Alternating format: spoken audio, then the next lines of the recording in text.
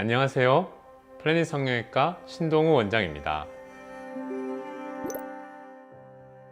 굉장히 중요한 부분은 이제 리프팅 수술도 한 가지가 아닙니다. 굉장히 다양한 종류가 있기 때문에 겉으로 보기에는 이제 절개 범위에 따라서 나뉠 수가 있는데 지금 내 상태에 맞는 이제 절개 범위를 찾아야 하겠고요. 절개 라인이 어떻게 되는지를 결정하게 되면 거기에 맞춰서 이제 박리 범위는 어떻게 되는지 그게 굉장히 중요합니다. 또 박리도 한 가지가 아니에요. 피부하고 근막 사이도 박리를 하겠지만 근막 하방 아래쪽으로도 박리를 해야 되기 때문에 그렇게 이제 근막 아래쪽 박리를 하면서 유진대를 어떻게 처리할지, 그 다음에 박리 범위는 어떻게 되는지, 그리고 근막을 당기는 방향, 강도, 그 다음에 피부는 또 근막을 당기는 방향과는 조금 각도가 다르거든요. 그래서 근막을 당기는 방향에 비해서 피부 쪽은 좀 더 각도를 올려줘야지 얼굴이 커지지 않으면서 좋은 효과를 낼 수 있기 때문에 근막과 피부를 당기는 방향과 절제되는 양, 이런 것들을 확인하시는 게 좋습니다.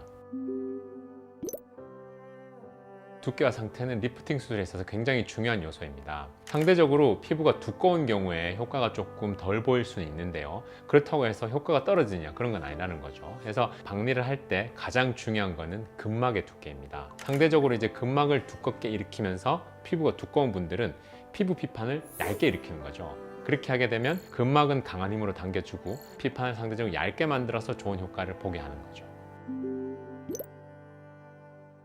사실은 이제 상태에 따라서 어떻게 보면 과도할 수도 있고, 그건 이제 환자분이 생각하는 정도이기 때문에, 그래서 중요한 거는 정확한 상담입니다.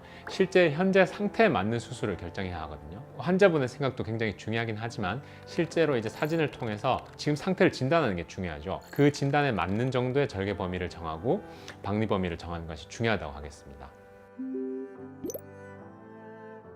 재수술은 굉장히 조심스럽게 해야 되는 수술입니다. 왜냐하면 일단 우리가 박리해야 될 조직 자체가 흉터 조직으로 대체가 되어 있을 거거든요. 그게 어떤 의미인가 하면 실제로 박리할 때는 쉽게 박리되는 부분도 이제 좀 딱딱해져 있을 수 있고 출혈도 많을 수 있고요. 그리고 이제 가장 중요한 이제 근막의 두께를 균일하게 일으키기가 어려울 수 있습니다. 그렇기 때문에 정확한 층으로 박리를 하면서 최대한 근막을 단단하고 건강한 상태를 일으키는 게 중요하다는 거죠. 우리가 근막 아래쪽으로 박리할 때는 주변에 굉장히 중요한 신경들이 많이 지나가기 때문에 그런 것들을 잘 구분을 해서 박리하는 게 중요하겠습니다. 네, 유튜브 상담으로는 한계가 있기 때문에 사실은 직접 병원에 내원하셔서 정확한 상담을 받아보시는 게 중요합니다. 그래서 이런 경우에 정확한 상담을 위해서 병원 내원을 추천드리도록 하겠습니다. 감사합니다.